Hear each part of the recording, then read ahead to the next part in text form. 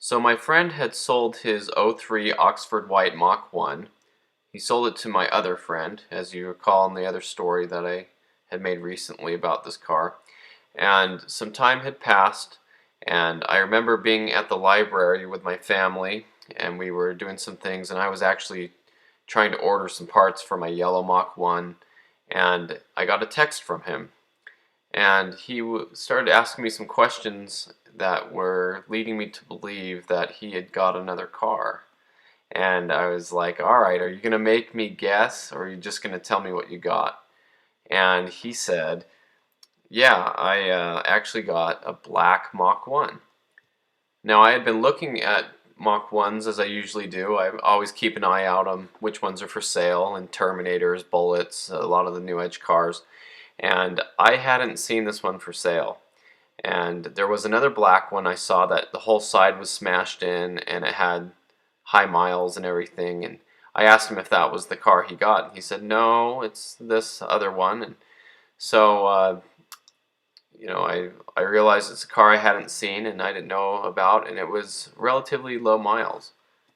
As a matter of fact, shortly after he had it, he took this picture of him rolling it to 66,666.6 miles. Thought that was kind of cool. I remember him posting this picture up. But anyway, it was a low mile car, and he got it up in northern Utah. And this was the picture of the car when he was bringing it home. I recognized this part of the highway up between northern and southern Utah. Really nice car, really nice day. The black Mach 1s are really cool. I've never really wanted to have a black one because I don't do well with black cars. That's just a personal choice. But what I like about the black Mach 1s is the stripes are matte black, and the car is obviously a gloss, shiny black. And so you don't see the stripes very well. And I know that Ford had to deal with all sorts of things when they were making these cars, and the last thing they wanted to do was offer different color stripe packages. It would have been really difficult. I've seen some people change these stripes on the Mach 1s to red or blue or other colors, and that looks pretty good. Even gray. I think gray stripes look good on a black Mach 1. But I like the black stripes on it because when you see a Mach 1 that's black, you look at the C-pillars in the back quarter window glass and you say, okay, is this a black Bullet or is it a black Mach 1? And usually looking at the badges on the fender will finish off that, or the wheels, unless those things have been changed, or the shaker hood is a big giveaway.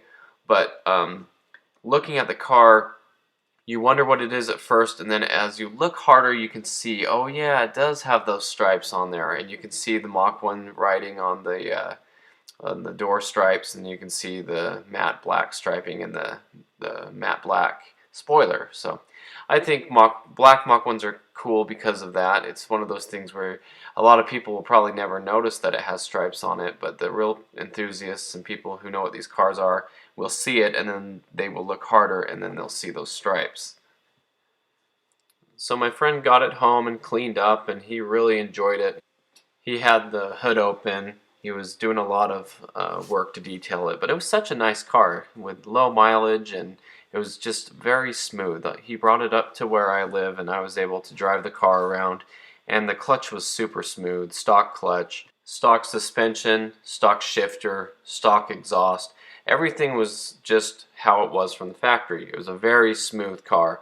It reminded me a lot of how my blue one drives, even though it has some modifications, but low mileage and nice, and it was just really enjoyable to just drive it around and know that it's low miles, well taken care of, good car. As I was driving it around with him, he was asking me questions of how I thought it drove and how it felt and this and that, and I told him it was a wonderful car. I was really happy with it. I thought it was great. And he started asking questions about modifying the car. He said, should I keep this one stock, or should I do everything to it, or should I sell it and buy one that's already built up, or buy a Terminator? He was kind of still deciding whether he wanted the car or not. And it was kind of a quick decision when he bought it, and he got a good deal on it and everything, and it was a nice car, but he wasn't really excited about the black. He's like, yeah, I don't know if I really like black or whatever. Um, so he did express some concerns about whether he was really in love with the car or whether it just wasn't for him, or if he should sell it and go a different route. But anyway, another question he had as we were driving around was, why does the air conditioning smell so bad? And I was like, well, I don't know. There could be a lot of different reasons for that. And he was really puzzled because he said only when he turns it on does it stink really bad. And he took the car home and he started to do some really good detailing on the car. Now, this is a relatively low mile car, but it was also just kind of daily driven and used by the previous owner, which is perfectly fine. But it was dirty. It needed some cleaning up, and the paint was a little bit swirled. It needed some, paint correction and waxing, things like that. But he got to cleaning up the engine bay, and he took the shaker off and he cleaned it all up and made it look real nice. Here's a before and here's an after shot of what the engine looked like later. So he did a good job cleaning it up. But while he was doing that, he decided he was going to take off the cowl vent cover assembly, which is this part right here above the shaker on the windshield where the windshield wipers go. Those vents there, that plastic area, is where cold air comes in when you're driving down the road and goes into the air conditioning system. And he took that off, and to his surprise, he found a rat's nest with a dead rat down in there.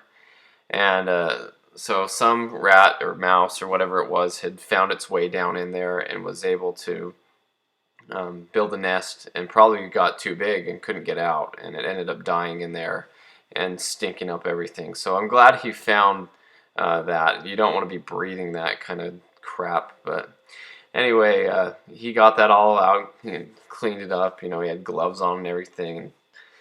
So that was good to find that and figure out where that smell was coming from. It doesn't surprise me. The car had been sitting for a long time, I'm sure, with low miles. And being the fact that it was a northern car, I'm sure it sat a lot in the winters and probably didn't drive much in certain times of the year. So that gives mice plenty of time to get in there and build a nest and stuff. What I really like about this car is it's a 2004, so it's got the 40th anniversary badge on the side. It's got the interior upgrade package, so you can see those big headrests in there, and you know that it has the silver trim around the radio, door pins, pedals, all that good stuff.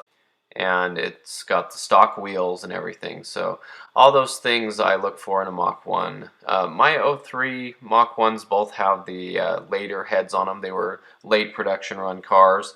And my '04 obviously is like this. It has the later heads. But to me, when I see an '04 Mach 1, I know it has the 9-thread cylinder heads on it because it's well past the revision times. And the late '03's got those 9-thread heads too. So I really like this car.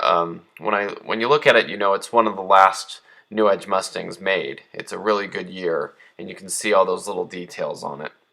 So now it was on to enjoying the car and taking it to these little car meets and car shows and things, and it was just a lot of fun. I know he liked the car a lot, and a lot of people gave it compliments because it was low mileage. There's some really nice drive pictures, and meeting up with a couple of friends. That's a LS1 Camaro in the middle and a black Bullet on the far right.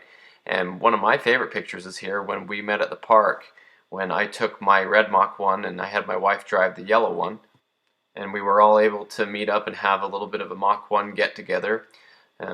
It was real fun to see, and the black added pretty good to the contrast of the colors of the cars. I really like the bright cars like the red, the yellow, azure blue, everything, but the black has its own cool place. Here's another meetup picture with some friends with the black Mach, my yellow Mach, the Camaro again, and my brother's, at the time, Z06. And I remember this night he was really excited. He had just had the SLP exhaust welded in to the stock cat back. So that's what I have done on my car. I think it sounds amazing. So here's a couple more pictures of it. And you know, he really didn't own the car very long. After this, he decided that after just a short time went by, he got talking to a buddy, and his buddy was the shop teacher in his high school. And if you caught my last video of the white Mach 1 that my friend here had owned before, the guy with the fox body was his auto shop teacher in high school, and he helped him do all the work on the white Mach 1, and he helped guide him put the engine back together and everything. And so they're pretty close friends, and they got to talking, and his friend here has the white fox body and a black Bullet. And they started talking about the Bullet, and the Bullet's higher mileage, 120 something thousand miles on it, and the paint's not perfect on it, but it's a decent car, and I'm going to have another story about this car coming up. But they got to talking, and my friend with the black Mach 1 had decided that he's going to have a baby soon, and he's got things going on. He was commuting 2 hours each way to Vegas and back for a little while, and he didn't want to drive the Mach 1 like that and just rack up the miles. He wanted a higher mileage car to do that with. He kind of felt guilty about that. So he talked to my other friend here with the Bullet, and they struck up a deal and said, you know what, why don't we just trade cars, and my friend with the Bullet would pay for the difference, the Mach 1, get him out of the loan and everything. And so they decided they were going to get the cars together and go ahead and trade. And so they traded cars, and that'll make for an interesting story. And so my other friend who owns this car, he now works as an auto tech teacher at the university here now. He's gone up a little bit from the high school to the university. So here's a picture of it in the auto shop there. Really cool. This guy's a really knowledgeable guy, and just like I had showed you, he has a supercharged Fox body, but he also has a Marauder, which, if you know, it has the same engine as the automatic Mach 1, and that's pretty cool. I think this was a good move for him to upgrade to a Mach 1 and get another 4-valve, and I know he's going to take really good care of it. So here's a couple pictures of it.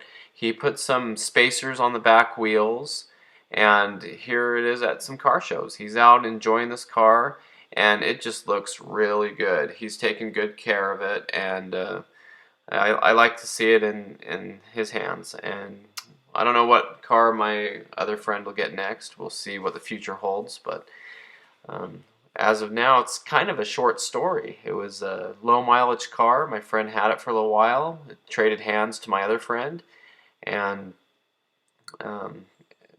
right now the car is just in good shape.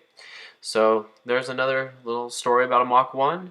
Thanks for watching the channel. I really appreciate all the comments. Keep putting those comments in. I'm learning a lot about what you guys have and the stories you have. There's really cool stories about your Mustangs and what they've been through and everything. So feel free to mention that in the comments and tell me about them, because I really like hearing them. I've heard some really interesting things.